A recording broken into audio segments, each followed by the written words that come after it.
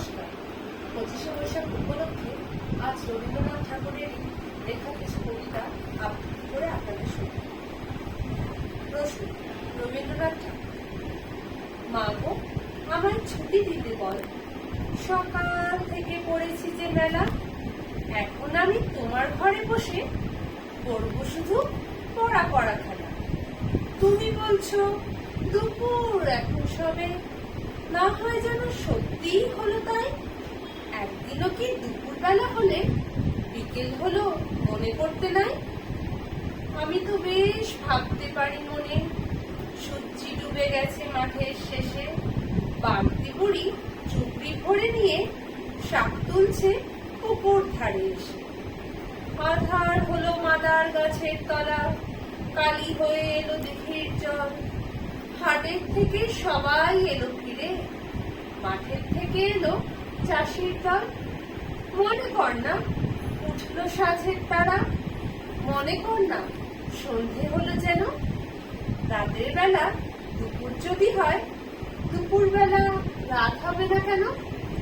ছোটদের এই প্রশ্ন যথার্থই এখনো বাস্তব, তবে বড়দের মনেও যে প্রশ্ন উঠতে পারে, আর সেই উন্নত মনস্ক প্রশ্নগুলি এর থেকে সম্পূর্ণ আলাদা, জীবনের আলাদা রকম দিক দেখায়। রবীন্দ্রনাথ ঠাকুরের আরেকটি কবিতা একই নামাঙ্কিত প্রশ্ন, যা আমাদের বাস্তবের সম্মুখীন করে। ভগবান, তুমি যুগে যুগে দুধ পাঠায়েছ বারে বারে দয়াহীন সংসারে।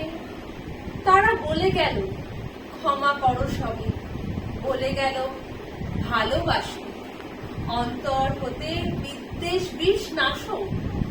বরণীয় তারা স্মরণীয় তার, তবুও বাহির দ্বারে আজি দুর্দিনে ফিরানো তাদের ব্যর্থ নমস্কার। আমি যে দেখেছি গোপন হিংসা কপট রাত্রি ছায় হেনেছে নিঃসহায়। আমি যে দেখেছি প্রতিকারহীন শক্তের অপরাধে বিচারের বাণী নীরবে নিভৃতে কাঁদে। আমি যে দেখিনু তরুণ বালক উন্মাদ হয়ে ছুটে, কি যন্ত্রণায় মরেছে পাথরে নিষ্ফল মাথা ফুটে। কণ্ঠ আমার রুদ্ধ আজিকে বাঁশির সঙ্গীত হারা, অমাবস্যার কারা। লুপ্ত করেছে আমার ভুবন দুঃস্বপ্নের তলে, তাই তো তোমায় শুধাই অশ্রু জলে।